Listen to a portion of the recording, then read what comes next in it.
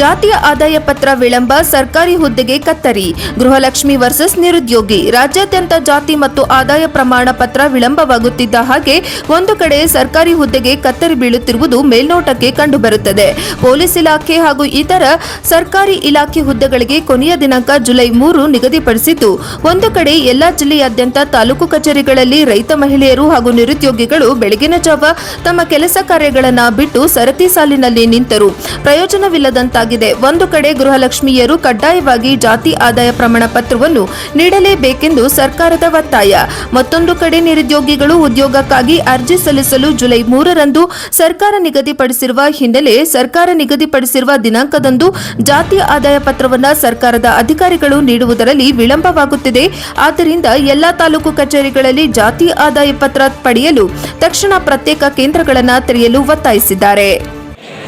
ಬಣ ರೈತ ವತಿಯಿಂದ ಮಾತಾಡ್ತಿರೋದು ಆಲತ್ತೂರು ಶಿವರಾಜು ಅಂತೇಳಿ ಜಿಲ್ಲಾ ಸಂಘಟನಾ ಸಂಚಾಲಕರು. ಏನು ಕಳೆದ CET ಆಗಿರ್ಬೋದು, ನೀಟ್ ಆಗಿರ್ಬೋದು, ಈ ಒಂದು ರೀತಿ ಸರ್ಕಾರದ ಮಟ್ಟದಲ್ಲಿ ಅಧಿಕಾರಿಗಳು ಈ ದಲಿತ ಸಮುದಾಯದ ಒಂದು ಹುದ್ದೆಗಳನ್ನ ಕಸಿಯುವ ಒಂದು ಹುನ್ನಾರ ನಡೀತಾ ಇದೆ ಅಂತ ಒಂದು ಅನುಮಾನ ಬರ್ತಾ ಇದೆ. ಉದ್ದೇಶ ಇಷ್ಟೇ ನೋಡಿ, ಈ ಸಂಧಿ ಒಳಗಡೆ ಏನು ಈಗ ವಾಸ್ತವ ಸ್ಥಿತಿಯಲ್ಲಿ ಆಳುವ ಸರ್ಕಾರಗಳಿದೆ, ಈ ಸಂಧಿ ಒಳಗಡೆ ಏನು ನಡೀತಾ ಇದೆ ಗುಪ್ತವಾಗಿ ಅಂತಂದರೆ, ಕ್ಯಾಸ್ಟು ಇನ್ಕಮ್ಗಳನ್ನ, ಆದಾಯ ಪ್ರಮಾಣ ಪತ್ರ ಮತ್ತು ಜಾತಿ ಪ್ರಮಾಣ ಪತ್ರಗಳನ್ನ ದಲಿತ ಸಮುದಾಯಗಳಿಗೆ ಏನು ನೀಟು ಮತ್ತು CET ಎಕ್ಸಾಮ್ಗಳು ಮತ್ತು ಸರ್ಕಾರಿ ಹುದ್ದೆಗಳಿಗೆ ಆನ್ಲೈನ್ ಅರ್ಜಿ ಅಂತೇಳಿ ಡೇಟ್ ಫಿಕ್ಸ್ ಆಗಿದೆ. 3ನೇ ತಾರೀಕು ಡೇಟ್ ಫಿಕ್ಸ್ ಆಗಿದೆ, ಲಾಸ್ಟ್ ಡೇಟು ಅಂತೇಳಿ ಅಂತಿಮ ದಿನಾಂಕ ಅಂತೇಳಿ 3ನೇ ದಿನಾಂಕ ಫಿಕ್ಸ್ ಮಾಡಿಬಿಟ್ಟು ಈಗ 14ನೇ ತಾರೀಕು ಈ ತಿಂಗಳು 7ನೇ ತಿಂಗಳು 14ನೇ ತಾರೀಕು ಗಂಟು ಕೂಡ ಟೋಕನ್ ಇಶ್ಯೂ ಮಾಡಿಬಿಟ್ಟಿದ್ದಾರೆ ಕ್ಯಾಸ್ಟ್ ಇನ್ಕಮ್ಗಳಿಗೆ. ಒಂದೊಂದು ದಿನಕ್ಕೆ 60ರಿಂದ 70, 70ರಿಂದ 80 ಟೋಕನ್ ಇಶ್ಯೂ ಮಾಡಿ 14ನೇ ತಾರೀಕು ಗಂಟು ಕೂಡ ಟೋಕನ್ ಕೊಟ್ಬಿಟ್ಟಿದ್ದಾರೆ. ಕೊಟ್ಬಿಟ್ಟು ಯಾರಿಗೂ ಕೂಡ 3ನೇ ತಾರೀಕು ಲಾಸ್ಟ್ ಡೇಟ್ನೂ ಮಾಡಿಬಿಟ್ಟು ಕ್ಯಾಸ್ಟ್ ಇನ್ಕಮ್ನೇ ಸಿಗ್ತಾ ಇಲ್ಲ ಯಾರಿಗೂ ಕೂಡ. ಸರಿ ರೀತಿ ಒಬ್ಬ ಉನ್ನತ ಮಟ್ಟದಲ್ಲಿ ಓದಿರೋಂಥ ಒಳ್ಳೆ ಶಿಕ್ಷಣ ಓದಿರೋಂಥ ಮಕ್ಕಳಿಗೆ ಆಗಲಿ, ವಿದ್ಯಾರ್ಥಿಗಳಿಗೆ ಆಗಲಿ ಅರ್ಜಿ ಹಾಕೊಳ್ಳೋಕ್ಕೆ ಎಲಿಜಿಬಲೇ ಆಗ್ತಾ ಇಲ್ಲ. ಈ ಉದ್ದೇಶ ಏನು, ಕಂದಾಯ ಇಲಾಖೆ ನಿಷ್ಕ್ರಿಯ ಆಗಿದೆ, ಆಳುವ ಸರ್ಕಾರ ನಿಷ್ಕ್ರಿಯ ಆಗಿದೆ. ಇದಕ್ಕೆ ಯಾರು ಉತ್ತರ ಕೊಡೋರು ಯಾರು ಇದಕ್ಕೆಲ್ಲ?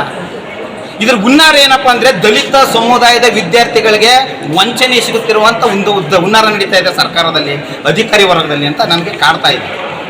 ದಯಮಾಡಿ ಅಧಿಕಾರಿಗಳು ಇದರ ಹುದ್ದೆಗಳನ್ನ, ಸರ್ಕಾರಿ ಹುದ್ದೆಗಳನ್ನ ಮುಂದಿನ ಡೇಟ್ನ ಹಸ್ತಾಂತರ ಮಾಡಬೇಕು, ಕಾಲಾವಕಾಶ ಕೊಟ್ಟು ಮುಂದಕ್ಕೆ ಡೇಟ್ ಎಕ್ಸ್ಟೆಂಡ್ ಮಾಡಬೇಕು. ನಿಗದಿತ ದಿನಾಂಕನ ಫಿಕ್ಸ್ ಮಾಡಿಬಿಟ್ಟು ಕ್ಯಾಸ್ಟ್ ಇನ್ಕಮ್ಗಳನ್ನ ಕೊಡ್ದೇನೆ ಬೇಕು ಬಿಟ್ಟು ಟೋಕನ್ಗಳನ್ನ ಕೊಟ್ಬಿಟ್ಟು ಯಾರು ವಂಚನೆ ಮಾಡೋಕೆ ಹಿಂಗೆ ಮಾಡ್ತಾ ಇದ್ದೀರಿ? ಯಾವ ಉದ್ದೇಶಕ್ಕೆ ಹಿಂಗೆಲ್ಲ ಮಾಡ್ತಾ ಇದ್ದೀರಿ? ಆಳುವ ಸರ್ಕಾರಗಳು ಏನು ಮಾಡ್ತಿದೆ, ಕಂದಾಯ ಇಲಾಖೆ ಏನು ಮಾಡ್ತಾ ಇದೆ? ಕಂದಾಯ ಇಲಾಖೆನೇ ನಿಷ್ಕ್ರಿಯ. ಒಂದು ದಿನಕ್ಕೆ ಪ್ರತಿ ಹೋಬಳಿ, ನಂಜನಗೂಡು ತಾಲೂಕು ಒಳಗಡೆ 5 ಹೋಬಳಿ ಇದೆ. 5 ಹೋಬಳಲ್ಲೂ ಕೂಡ ಜನ ಒಂಥರ ಜಾತ್ರೆ ರೀತಿ ನಿಂತಿದೆ. ಜನ ಒಬ್ಬರಿಗೂ ಕೆಲಸ ಕಾರ್ಯಗಳಾಗ್ತಾ ಇದೆ, ಒಬ್ಬರಿಗೂ ಏನೂ ಆಗ್ತಾ ಇಲ್ಲ. ಹೋಗ್ಲಿ, ಸೇವಾ ಸಿಂಧುಲಿ ಕೆಲಸ ನಡೀತದೆ ಅಂತಂದರೆ ಸೇವಾ ಸಿಂಧುಲಿ ಕೆಲಸ ನಡೀತಾ ಇಲ್ಲ, ಕರ್ನಾಟಕವನ್ನು ನಡೀತಾ ಇಲ್ಲ, ಎಲ್ಲೂ ನಡೀತಾ ಇಲ್ಲ. ಹೋಗ್ಲಿ, ವೆಬ್ಸೈಟ್ಗಳಿಗೆ ಹೋದ್ರೆ ಅಲ್ಲೂ ಕೂಡ ಕೆಲಸ ನಡೀತಾ ಇಲ್ಲ, ಎಲ್ಲ ಕುಂಠಿತ.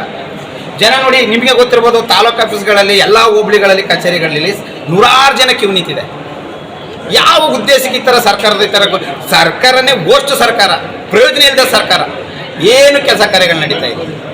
ಸಾರ್ವಜನಿಕರು, ವಿದ್ಯಾರ್ಥಿಗಳು ಎಷ್ಟು ಮಾನಸಿಕವಾಗಿ ನೋಯ್ತಾ ಇದ್ದಾರೆ ಅಂದರೆ, ಸಾರ್ವಜನಿಕರು ಮತ್ತು ವಿದ್ಯಾರ್ಥಿಗಳು ಮಾನಸಿಕವಾಗಿ ಸುತ್ತಿ ಅವ್ರಿಗೆ ರೋಗಿಷ್ಟ ಆಗ್ತಾ ಇದ್ದಾರೆ. ಅಂಥ ಪರಿಸ್ಥಿತಿ ಬಂದಿದೆ. ಕಂದಾಯ ಇಲಾಖೆ ಎಲ್ಲನೂ ನೋಡ್ತಾ ಇದೆ. ಟೋಕನ್ ಮತ್ತು 100 ಟೋಕನ್ಗಳನ್ನ ಕೊಟ್ಟು ಯಾಮಾರಿಸಿ ವಿದ್ಯಾರ್ಥಿಗಳನ್ನ ಬೀದಿಲಿ ಅಲೆ ರೀತಿ ಆಗ್ಬಿಟ್ಟಿದೆ. ಬಸ್ ಸ್ಟ್ಯಾಂಡಲ್ಲಿ ನೋಡ್ಬೋದು ನೀವು, ಆದಿ ಬೀದಿಲಿ ಬ್ಯಾಗ್ ಎತ್ಕೊಂಡು ವಿದ್ಯಾರ್ಥಿಗಳು ನಾಯಿಗಳ ಥರ ಸುತ್ತುವಂಥ ಪರಿಸ್ಥಿತಿ ಕ್ರಿಯೇಟ್ ಮಾಡಿದ್ದಾರೆ, ನಿರ್ಮಾಣ ಮಾಡಿದ್ದಾರೆ ಆಳುವ ಸರ್ಕಾರಗಳು. ಕಂದಾಯ ಇಲಾಖೆ ಇದೆಲ್ಲ ಗಮನಿಸಬೇಕು. ಕರೆಕ್ಟಾಗಿ ವಿದ್ಯಾರ್ಥಿಗಳಿಗೆ ಸರ್ಕಾರಿ ಹುದ್ದೆಗಳಿಗೆ ಸೂಕ್ತವಾದ ದಿನಾಂಕದಲ್ಲಿ ಅವರಿಗೆ ಕ್ಯಾಸ್ಟ್ ಇನ್ಕಮ್ ಸಿಗಬೇಕು. ಹುದ್ದೆಗಳಿಗೆ ಅರ್ಜಿ ಹಾಕೊಳ್ಳೋಕ್ಕೆ ಎಲಿಜಿಬಲ್ ಆಗೋ ರೀತಿ ಪ್ರತಿಯೊಂದು ದಾಖಲೆಗಳನ್ನು ದೊರಕಂಥ ರೀತಿ ಕಂದಾಯ ಇಲಾಖೆ ದಯಮಾಡಿ ಮಾಡಬೇಕು ಅಂತೇಳಿ ನಾನು ಒತ್ತಾಯಿಸ್ತಾ ಇದ್ದೀನಿ. ಇದೇನಾದ್ರು ಸರಿಯಾದ ರೀತಿಯಲ್ಲಿ ವಿದ್ಯಾರ್ಥಿಗಳ ಅನುಕೂಲ ಆಗದೆ ಹೋದರೆ ನಮ್ಮ ಬಣ ರಹಿತ ದಲಿತ ಸಂಘರ್ಷ ಸಮಿತಿ ಬಣ ರಹಿತ ವತಿಯಿಂದ ಉಗ್ರವಾದ ಪ್ರತಿಭಟನೆಯನ್ನು ಮಾಡಬೇಕಾಗುತ್ತೆ ಅಂತೇಳಿ ಕಂದಾಯ ಇಲಾಖೆ ಮತ್ತು ಆಳುವ ಸರ್ಕಾರಕ್ಕೆ ಒತ್ತಾಯ ಮಾಡ್ತಾ ಇದ್ದೀನಿ. ಜೈ ಭೀಮ್. ಆಲತ್ತೂರು ಶಿವರಾಜು, ದಲಿತ ಸಂಘರ್ಷ ಸಮಿತಿ ಜಿಲ್ಲಾ ಸಂಘಟನಾ ಸಂಚಾಲಕ.